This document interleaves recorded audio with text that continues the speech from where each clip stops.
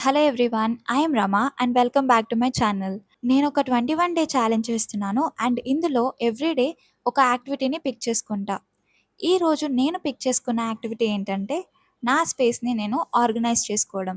మన స్పేస్‌ని మనం ఆర్గనైజ్ చేసుకోవడం అనేది చాలా సింపుల్ అనిపిస్తుంది.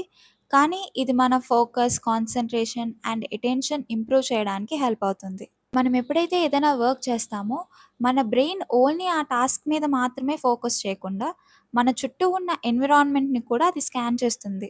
ఒకవేళ మన స్పేస్‌లో గనక అన్‌వాంటెడ్ థింగ్స్ ఉంటే, మనం వద్దనుకున్నా కానీ మన బ్రెయిన్ అనేది వాటిని నోటీస్ చేస్తూనే ఉంటుంది. దీనివల్ల మన అటెన్షన్ అనేది డివైడ్ అవుతుంది. కనీసం ఎందుకో తెలియకుండా మనం ఈజీగా డిస్ట్రాక్ట్ అయిపోతాం. మన వర్క్ స్పేస్ ఎప్పుడైతే నీట్‌గా ఉంటుందో, ఓన్లీ మనకు కావాల్సిన థింగ్స్ మాత్రమే అక్కడ ఉంటాయో, మన బ్రెయిన్ అనేది ఈ ఎక్స్‌ట్రా స్టఫ్ మీద ఫోకస్ చేయాల్సిన పనే ఉండదు. అప్పుడు మనం ఈజీగా మనం ఫోకస్ చేయాల్సిన దాని మీద మాత్రమే ఫోకస్ చేస్తాం. అది స్టడీస్ అయినా అవ్వచ్చు, లేకపోతే ఇంక వేరే ఏ వర్క్ అయినా. 'అటామిక్ హ్యాబిట్స్' అనే బుక్‌లో కూడా దీని గురించి మెన్షన్ చేశారు.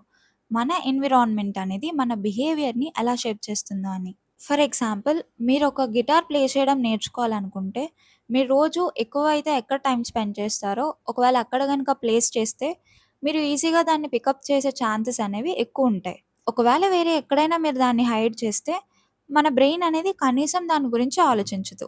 దీని మీద ఒక రీసెర్చ్ కూడా జరిగింది. ప్రిన్స్టన్ న్యూరోసైన్స్ ఇన్‌స్టిట్యూట్‌లో ఉన్న సైంటిస్ట్ ఏం స్టేట్ చేశారంటే, మన చుట్టూ గనుక విజువల్ క్లటర్ అనేది ఉంటే, అంటే చాలా థింగ్స్ మన చుట్టూ ఉంటే, మన బ్రెయిన్ ఫోకస్ చేసే ఎబిలిటీ అనేది తక్కువవుతుంది. దీనివల్ల ఇన్ఫర్మేషన్ ప్రాసెస్ చేయడం అండ్ అటెన్షన్ పే చేయడం ఇవన్నీ కూడా కష్టమవుతాయని వాళ్ళు స్టేట్ చేశారు. అందుకే మన స్పేస్‌ని ఆర్గనైజ్ చేసుకోవడం అనేది చాలా ఇంపార్టెంట్.